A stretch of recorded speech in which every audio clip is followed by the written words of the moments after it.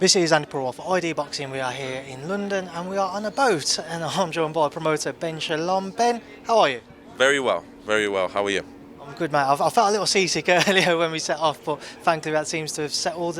Where did this concept and idea of doing an open workout on a boat come from, Ben? You know what? It wasn't me. It was the team. They put on some crazy fight weeks, as you've seen. We were on the beach a few weeks ago, so we wanted to do something different. It's a special event. It's a historic event for everyone involved, the broadcasters, and it was something different. And they managed to make it happen. They spoke to. I think they had to get involved with TFL and all the rest of it. It's been a lot of hard work, but it's come off. I was worried it was going to rain. It wasn't my idea, but it's come off, and thanks to the team, to be honest, it's been a very, very good day. Creating history on Saturday night with this all-female card. Ben, just kind of touch on some of the fighters and the fights. The main event, one which has been spoken about for many years, Savannah Marshall and Claressa Shields, as it's drawn ever closer. What are you actually anticipating from a pair of them? I'm anticipating the biggest battle and fight of their lives.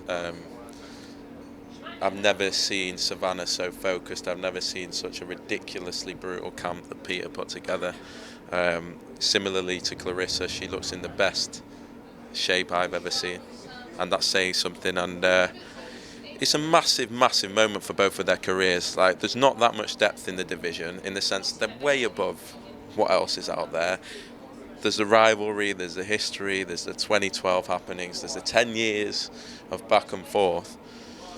It's going to be special.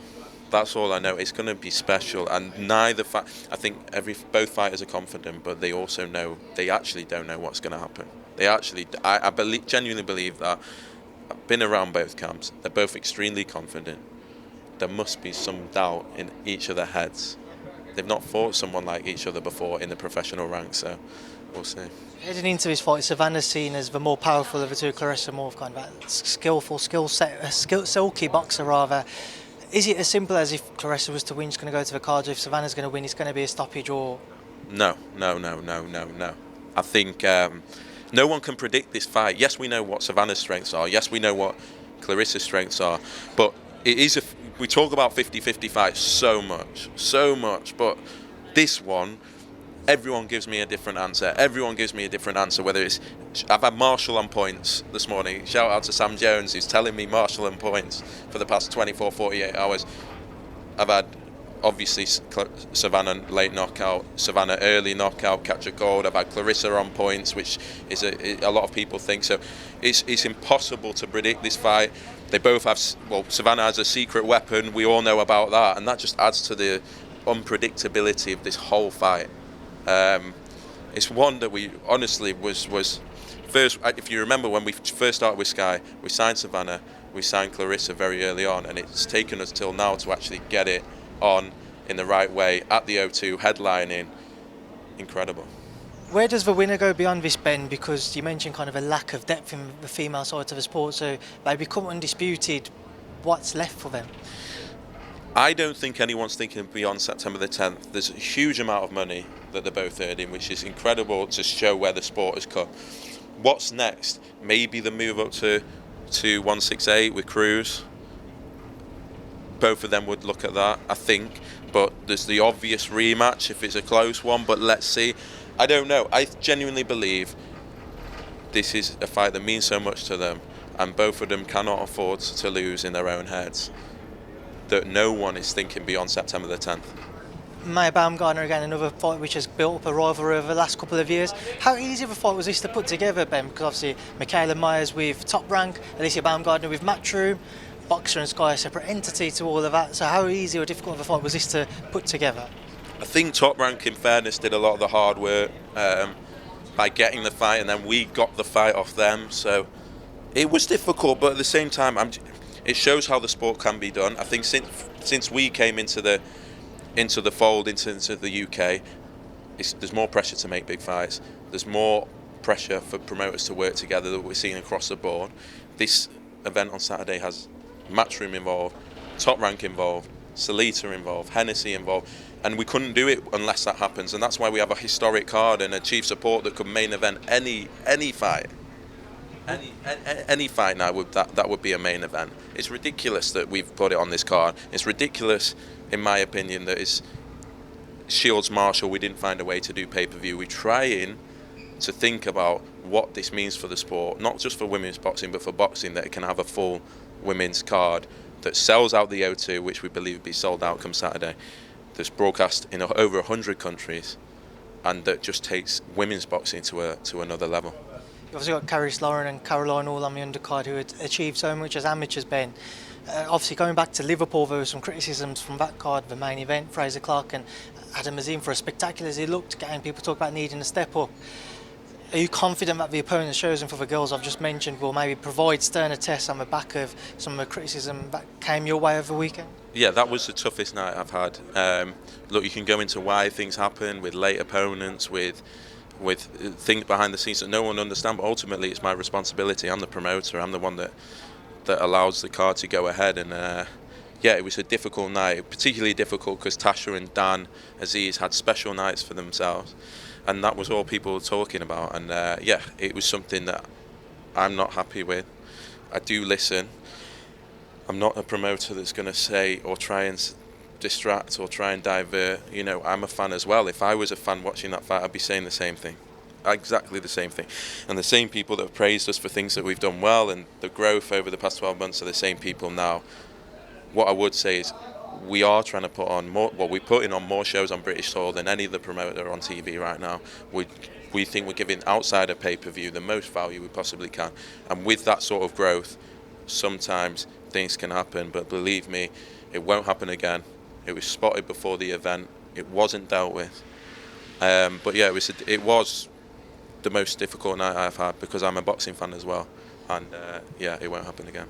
How do you go about ensuring that's the case, Ben? Obviously, just on Frazer's career so far, Jake Darnell plucked out from the fans wanting to go to Brook. Ira Bracamonte, to be fair, was a good opponent for his second fight, but ends up getting him out of there inside for 2 rounds. And again, third outing, a guy just didn't or shouldn't have been in the ring with him. Frazer now was completely step up. The problem was, and I don't want to go into it because I don't want to blame, there's a team of people, the management, the trainer, ourselves, Sky, and if an opponent pulls out from on a Wednesday night or a Thursday night, you've either got a backup, which was our mistake, which we didn't, or you're scrambling around to make sure Frazer gets paid, gets his opportunity, and that's where it comes from. I think we were extremely unlucky in many ways, but we need to be more prepared, and it's something we'll learn from. It's something now Frazer needs to step up. But as a promoter, you just want to have the next show. You want to learn from it. And luckily, we had a big one the next week. And yeah, it's something we'll address. And again, I am a promoter that does care, and it hurt. Obviously, looping back then to this card, we mentioned those girls earlier on. What are you expecting to see from all of them as they continue their progress in the professional game? Caroline's just been like a duck to water. I think she still does get a bit nervous, but the stages are just getting bigger and bigger. Caris and Lauren are obviously massive signings when they started for us, and they're going to box on the same card for the first time.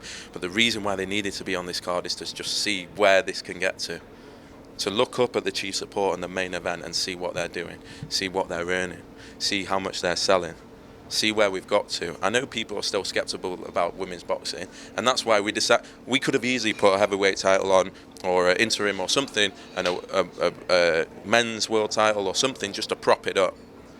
We didn't want that. It's hard for us as a promoter to do that. We've not put it on pay-per-view. This isn't a business decision on one night. That's how it usually be. How much can we make from one night? This is a sporting decision. We feel a great sense of responsibility, which is why we were so upset last week. And we wanted to do an all-women's card. And I think for Lauren, Caris, Caroline, Ebony Jones, Shannon Ryan, Georgia O'Connor, they're going to get an experience that they've never experienced before. And I think now you're going to have girls going into gyms knowing that there's a career for them because of this night. Not just one place on a card and one place on a card. There's a sport there. And when Savannah and Clarissa turned over, that was out of pure passion, pure love. Not because there was any money to be made or any career there, because there just wasn't. We'd rather get your thoughts on a couple of the topics. We saw Dillian Whyte have a show on Saturday night. Anything kind of there with you guys and a potential signing? Because there was rumours he might be fighting Daniel Dubois. Look, Dillian's at the stage of his career now where he's going to take the most money. Of course he is. He's earned that right. He's at the end of he's an established name. He can do what he wants. He's a free agent. He'll take the most money. I do believe if we're close, he would love to be on the Sky and the whole benefits of that, and we do have a good relationship. But ultimately, if he's paid good money, then fantastic and good luck to him. And what's good is you can lose fights and come straight back. That's where boxing's getting to now. AJ the same, Dillian Whyte the same. Chisora's always done it. But that's what the heavyweight division should be about. Let's get the 50-50s going. Let's get the Joyce Parkers going. Even a bit lower level at the moment in terms of what it's for, the Hughie Fury-Michael Hunter fight. Let's get them in there because they can always come back, and that's why it's great. It's just good to see Dillian back, and I can't wait. I hope he fights this year. And one final thing to get your thoughts on, obviously the last couple of days I'm sure you're aware that Tyson Fury's called for a potential bout with Usyk-Joshua. Now on the back of AJ's defeat to Alexander Usyk, I don't think many people would have expected that to come to fruition or potentially come to fruition. Just want to get your thoughts on Tyson's call out and the potential to see Fury AJ before the year's out. Good. Obviously Tyson's called out many people this year. That was a big fight, obviously. Again, probably AJ didn't expect it, and now he's got a decision to make.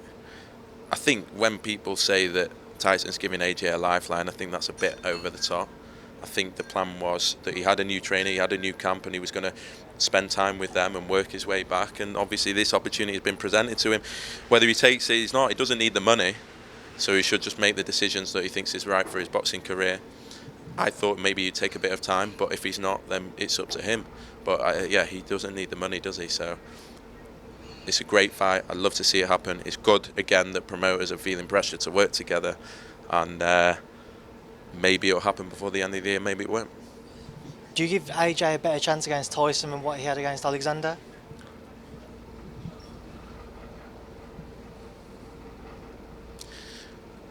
I think everyone's going to have a difficult night against Tyson Fury. I do believe that. I think AJ's a great guy, unbelievable what he's done for the sport, great fighter. But Tyson Fury at the moment, yeah, it's tough. But it's tough. It's tough for anyone. It'd be tough for Alexander. I would put Tyson Fury as a favourite against Alexander as well. It's going to be tough for anyone against Tyson Fury. But if you think, all fighters want to be the best, and they want to fight the best, and I'm sure AJ wants to fight Tyson Fury. If you was managing or promoting rather a fight in that predicament, he's just come off the back of two difficult defeats against somebody like an Alexander Usyk, and there was talk as to whether or not maybe he needed a little break or get back in, say, December against a winnable opponent, somebody like second tier, as Adam Smith said to me earlier. Would you advise him to kind of do that, or would you advise him to take this Fury fight because it may not come about again? I think it would come about again, possibly because it's a big fight, but the traditional promoter in you would always say no. Hang on, let's rebuild, we're learning, we've got a new trainer, you looked a lot better in the second fight than you did the first, let's continue that, let's get back to winning ways and then move. But in today's environment, which is what's good and what's exciting, is that I do think fighters can come again and again and again, as long as they're competitive and they're putting on a performance and they're committed. And you saw AJ, how much he cares about the sport and putting on his best after how he reacted the other night. I would say go for it. But yeah, the traditional promoter that that would stop fights in the past and things like that would probably say, hang on, let's have a couple of fights and then take that fight. One final thing before I do let you go, just on Liam Smith this past weekend, I saw a post, I believe, from Smith-Mwakinyo suggesting that he wants a rematch. Yeah, just get your thoughts on that. No, to be fair, I've had a lot of Tanzanian fans in the past week or so, possibly the only one, so no, it's obviously not happening.